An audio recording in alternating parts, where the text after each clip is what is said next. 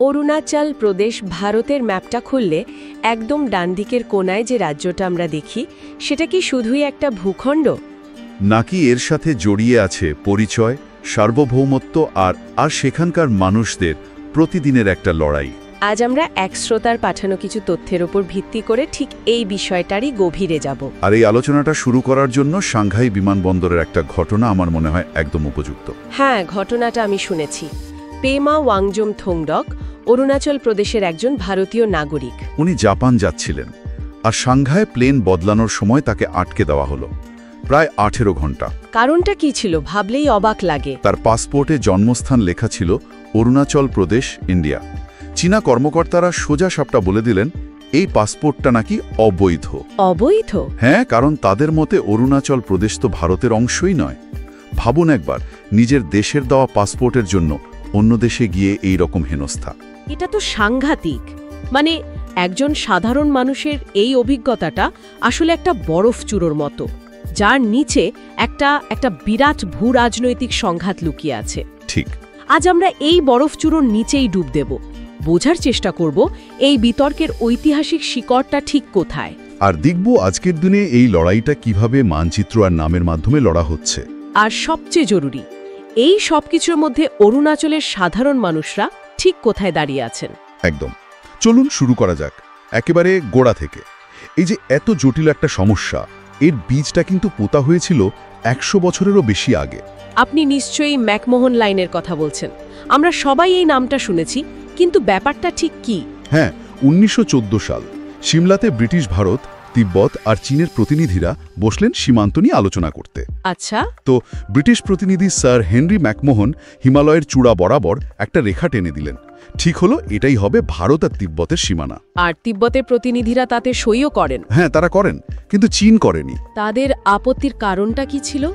চীনের মূল যুক্তিটা বেশ অদ্ভুত। তারা বলে তিব্বত তখন কোনো স্বাধীন দেশ ছিল না।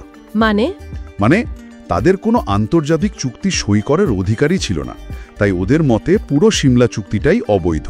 এক মিনিট, এখানে একটু থামি। তার মানে চীন আজকের দিনের সার্বভৌম রাষ্ট্র এর ধারণাটা 100 বছরেরও বেশি পুরনো একটা চুক্তির ওপর চাপিয়ে দিচ্ছে। আপনি একেবারে সঠিক পয়েন্টটা ধরেছেন। এটাই তো বিতর্কের মূল জায়গা। তখনকার দিনে তো পরিস্থিতি, রাজ্যের ধারণা সবই অন্যরকম ছিল। একদম। চীন আজকের আন্তর্জাতিক আইন দিয়ে সেদিনের ইতিহাসকে বিচার করতে চাইছে। আর ঠিক এই যুক্তিতে তারা অরুণাচল প্রদেশকে তাদের দেশের অংশ বলে দাবি করে। তারা তো একটা নামও দিয়েছে, তাই না? হ্যাঁ, জাংনান, মানে দক্ষিণ তিব্বত। আর এর মধ্যে তাওয়াংয়ের উপর তাদের এত বেশি নজর কেন? কারণ তাওয়াং শুধু একটা জায়গা নয়, ওটা একটা প্রতীক। একদিকে এটা ষষ্ঠ দলাই লামার জন্মস্থান, তাই এর একটা বিরাট ধর্মীয় গুরুত্ব আছে। আর অন্যদিকে 1959 সালে চতুর্দশ দলাই লামা যখন চীন থেকে পালিয়ে ভারতে আসেন, তিনি প্রথম এই তাওয়াং হয়েই ঢুকেছিলেন। আচ্ছা আচ্ছা। ভারত যে তাকে আশ্রয় দিয়েছিল সেই ব্যাপারটা চীন কোনোদিনও ভোলেনি। তাই তাওয়াংকে দখল করাটা তাদের জন্য একটা বিরাট রাজনৈতিক জয় হবে। বোঝা যাচ্ছে ইতিহাসটা বেশ জটিল। কিন্তু আজকের দিনে এই লড়াইটা তো আর শুধু ইতিহাস বইয়ের পাতায় আটকে নেই। না, একদমই না। লড়াইটা একেবারে রাস্তায়, পাহাড়ে, এমনকি গুগল ম্যাপসেও চলে এসেছে। ঠিক তাই। লড়াইয়ের ধরনটাই আসলে বদলে গেছে। এখন চলছে এক অন্য ধরনের যুদ্ধ। যেমন চীন নাকি অরুণাচলের বিভিন্ন জায়গার নাম বদলে নিজেদের ভাষায় রাখছে। এটা কি সত্যি? হ্যাঁ, আর এটা একটা খুব ঠান্ডা মাথার চাল। বিশেষজ্ঞরা একে বলেন কার্টোগ্রাফিক আগ্রাসন। কার্টোগ্রাফিক আগ্রাসন, বাহ, ইন্টারেস্টিং টার্ম। মানে বন্দুক বা মিসাইল দিয়ে নয়, ম্যাপ আর নাম দিয়ে দখল নেওয়ার চেষ্টা। একদম। এটা একটা মনস্তাত্ত্বিক যুদ্ধ। চীন বারবার অরুণাচলের পাহাড়, নদী, গ্রামের নাম বদলে তাদের ভাষায় তালিকা প্রকাশ করে। এর মাধ্যমে তারা কি প্রমাণ করতে চায়? তারা আন্তর্জাতিক মহলকে এবং নিজেদের দেশের লোকেদের বোঝাতে চায় যে দেখো, এই জায়গাটা ঐতিহাসিকভাবে আমাদের। এটা কাগজে কলমে মালিকানা প্রতিষ্ঠা করার একটা চেষ্টা আর কি। তাহলে সাংহাই এয়ারপোর্টের ওই ঘটনাটা এখন আরো পরিষ্কার হচ্ছে। হ্যাঁ, ঠিক ধরেছেন। যখন ওই চীনা কর্মকর্তা পেমা ওয়াংজুমের পাসপোর্টকে অবৈধ বলছিলেন, তখন তিনি শুধু একজন ব্যক্তিকে হয়রান করছিলেন না, তিনি আসলে ওই কার্টোগ্রাফিক আগ্রাসন নীতিরই একটা অংশ হয়ে কাজ করছিলেন। পেমার পাসপোর্টে অরুণাচল প্রদেশ লেখাটা চীনের তৈরি করা ওই বিকল্প বাস্তবের দেওয়ালে একটা বড়সড় ধাক্কার মতো। ঠিক। ভারত অবশ্য প্রতিবারই চীনের এই নাম বদলের চেষ্টাকে অর্থহীন বলে উড়িয়ে দিয়েছে। ভারতের অবস্থানটা তো খুব স্পষ্ট। খুবই স্পষ্ট। অরুণাচল প্রদেশ ভারতের অবিচ্ছেদ্য অংশ। নাম বদলে তো আর সত্যিটা পাল্টে যায় না। নামের লড়াই তো গেল, কিন্তু সীমান্তে যে পরিকাঠামো তৈরির একটা প্রতিযোগিতা চলছে তার কি হবে? মনে হচ্ছে যেন একটা সাইলেন্ট রেস চলছে। এটাকে ইনফ্রাস্ট্রাকচার ব্লিটস বলা যেতে পারে। একদিকে ভারত বর্ডার রোডস অর্গানাইজেশন বা BRO-কে দিয়ে অবিশ্বাস্য দ্রুত গতিতে রাস্তা, টানেল, ব্রিজ বানাচ্ছে। শেলা টানেলের কথা যেমন আমরা জানি। একদম। ওটা শুধু তাওয়াংয়ে সেনার পৌঁছানোর সময় কমাবে না, ওখানকার সাধারণ মানুষের জীবনও বদলে দেবে। কিভাবে? শীতকালে বরফের জন্য যে এলাকাটা বাকি দেশ থেকে প্রায় বিচ্ছিন্ন হয়ে যেত, এখন সেখানে সারা বছর যোগাযোগ থাকবে। অর্থাৎ এটা শুধু সামরিক প্রস্তুতি নয়, এটা উন্নয়নেরও একটা রাস্তা। অবশ্যই। অন্যদিকে চীনও কিন্তু বসে নেই। তারা তিব্বতের দিকে সীমান্তে গ্রাম তৈরি করছে, এয়ারবেস বানাচ্ছে। তাই নাকি? হ্যাঁ, যেমন তাওয়াং থেকে মাত্র 100 কিলোমিটার দূরে লুনজে এয়ারবেস, যেখানে ফাইটার জেটের জন্য 36টা মজবুত শেল্টার তৈরি করা হয়েছে। মানে দুই পক্ষই নিজেদের অবস্থান যতটা সম্ভব মজবুত করে রাখছে। এই পরিস্থিতিতে আন্তর্জাতিক দুনিয়া কার দিকে? আমেরিকার সেনেটের একটা প্রস্তাবের কথা যেন শুনেছিলাম। হ্যাঁ, 2023 সালে আমেরিকার সেনেটে রিপাবলিকান আর ডেমোক্র্যাট দুই দল মিলেই একটা প্রস্তাব পাশ করে। আচ্ছা। সেখানে ম্যাকমোহন লাইনকে আন্তর্জাতিক সীমানা হিসেবে স্বীকৃতি দেওয়া হয় এবং অরুণাচলকে দ্ব্যর্থহীনভাবে ভারতের অংশ বলা হয়। এটা ভারতের জন্য একটা বড় কূটনৈতিক জয়। মানে চীনের কার্টোগ্রাফিক আগ্রাসনের বিরুদ্ধে একটা জোরালো জবাব। ঠিক। এই যে আমরা রাস্তা, টানেল, ম্যাপ আর আন্তর্জাতিক রাজনীতির এত বড় বড় কথা বলছি, কিন্তু এই সব কিছুর প্রভাব তো শেষ পর্যন্ত গিয়ে পড়ে সেই মানুষগুলোর উপর, যারা ওই সীমান্তে বাস করেন, বা ধরুন যারা অরুণাচল থেকে ভারতের অন্য শহরে পড়তে বা কাজ করতে আসেন। তাদের জীবনে এই উত্তেজনার ছায়াটা ঠিক কিভাবে পড়ে? এখানে আসল প্রশ্নটা লুকিয়ে আছে। সীমান্তের এই লড়াইটার একটা খুব বেদনাদায়ক সামাজিক প্রতিফলন আছে আমাদের দেশের ভেতরেই। কি রকম? উত্তর পূর্ব ভারতের মানুষদের, বিশেষ করে যাদের চেহারায় মঙ্গোলীয় ছাপ রয়েছে, তাদের প্রায় নিজেদের দেশেই বর্ণবিদ্বেষের শিকার হতে হয়। এই অন্য করে দেখার অভিজ্ঞতাটা প্রায়ই তো আমরা খবর দেখি। কোভিড মহামারীর সময় এটা একটা ভয়ঙ্কর রূপ নিয়েছিল। তাদের চেহারার জন্য চীনা, করোনা বলে আক্রমণ করা হতো। ভাবা যায়, চিংকি, মোমো, চাউমিনের মতো অপমানজনক শব্দগুলো তো তাদের অনেকের কাছে রোজগার জীবনের অঙ্গ। ভাবুন তো, নিজের দেশের লোকের কাছেই নিজের পরিচয় নিয়ে প্রশ্ন ওঠার যন্ত্রণাটা কতটা গভীর হতে পারে। আমার এখনো মনে আছে দিল্লির ছাত্র নিডো তানিয়ামের ঘটনাটা। খবরের কাগজে ছবিটা দেখেছিলাম। হ্যাঁ, ওটা একটা ভয়ঙ্কর ঘটনা ছিল। নিজের দেশেই, নিজের রাজধানী শহরে একজন ছাত্রকে শুধু তার চুল আর চেহারার জন্য পিটিয়ে মেরে ফেলা হলো। এটা ভাবলে আজও গায়ে কাটা দেয়। ঠিক। নিডো তানিয়ামের মৃত্যু এই ভয়ঙ্কর সত্যিটাকে আমাদের সবার সামনে এনে দিয়েছিল। এরপর সরকার MP বেজবরুয়া কমিটি তৈরি করে। সেই কমিটি রিপোর্টে কি বলা হয়েছিল?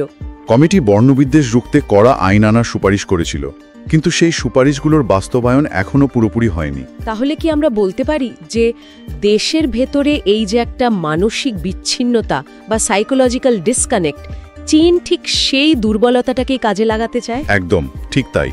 যখন সাংহাই বিমানবন্দরে পেমা ওয়াংজনকে বলা হয় তিনি ভারতীয় নন, তখন সেটা শুধু একজন চীনা কর্মকর্তার কথা থাকে না, সেই কথার প্রতিধ্বনি। সেই কথার প্রতিধ্বনি শোনা যায় দিল্লির রাস্তায়, বেঙ্গালুরুর দোকানে, যখন অরুণাচলের কোনো ছাত্র বা ছাত্রীকে চিংকি বলে ডাকা হয়। তার মানে দেশের ভেতরের এই বর্ণবিদ্বেষ আসলে চীনের হাতে একটা অস্ত্র তুলে দিচ্ছে। হ্যাঁ, ভারতের সার্বভৌমত্বকে প্রশ্ন করার জন্য। পরিস্থিতিটা তাহলে খুবই উত্তেজনাপূর্ণ।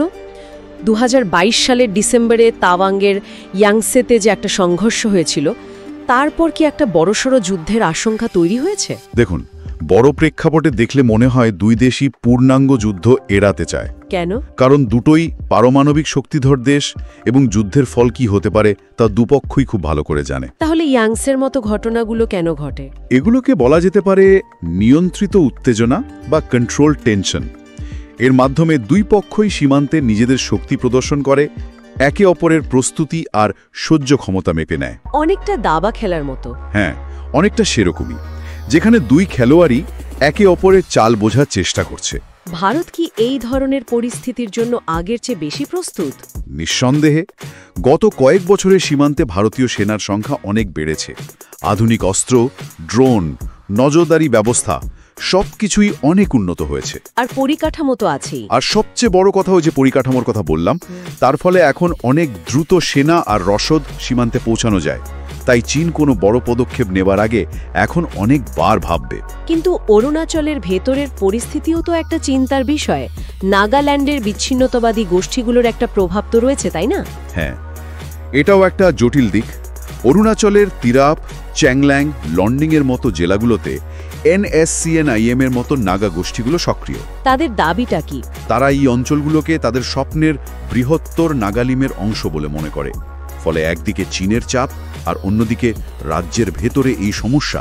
ভারতের নিরাপত্তা বাহিনীকে দুটো ফ্রন্টে একসঙ্গে লড়তে হয়। তাহলে সব মিলিয়ে যা দাঁড়ালো, অরুণাচল প্রদেশের গল্পটা শুধু একটা সীমান্ত বিরোধের গল্প নয়। একেবারেই না। এর একদিকে আছে ঔপনিবেশিক আমলের ইতিহাস আর চীনের ওনর দাবি, অন্যদিকে আছে রাস্তা, টানেল আর ম্যাপ দিয়ে লড়া একবিংশ শতাব্দীর এক নতুন ধরনের যুদ্ধ। আর এই সব কিছুর মাঝে চাপা পড়ে যাচ্ছে আসল গল্পটা, মানুষের গল্প, পরিচয়ের সংকট, নিজের দেশেই উন্ন হয়ে থাকার যন্ত্রণা, আর রোজকার জীবনে বয়ে বেড়ানো এক অদ্ভুত অনিশ্চয়তা। হ্যাঁ, ভূরাজনীতির এই বড় বড় আলোচনায় এই মানবিক দিকগুলো প্রায় হারিয়ে যায়। তাহলে এই পুরো আলোচনা থেকে আমরা কি শিখলাম?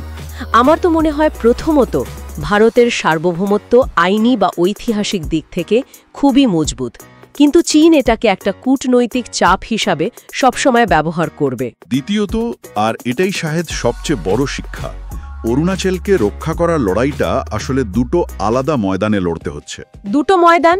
একটা সীমান্তে চীনের বিরুদ্ধে, আর দ্বিতীয়টা দেশের ভেতরে সেই সব মানুষের মনে যারা উত্তর পূর্বের একজন নাগরিককে দেখে চিংকি বলে ডাকে। দারুণ বলেছেন। সীমান্তে যুদ্ধ জেতা অর্থহীন হয়ে যাবে যদি আমরা দেশের ভেতরের এই মানসিকতার লড়াইয়ে হেরে যাই। একদম ঠিক। শান্তি আর সমাধানের জন্য সংঘাত নয়, কথাবার্তাই একমাত্র পথ। আর সবশেষে আমাদের শ্রোতাদের জন্য একটা প্রশ্ন রেখে যেতে চাই। নিশ্চয়ই। যখন একটা দেশের সীমান্ত শুধু পাহাড় বা কাঁটাতার দিয়ে নয়, বরং সেই দেশের নাগরিকদের প্রতি করা আচরণ দিয়েও নির্ধারিত হয়, তখন সার্বভৌমত্বের প্রকৃত অর্থ কি দাঁড়ায়?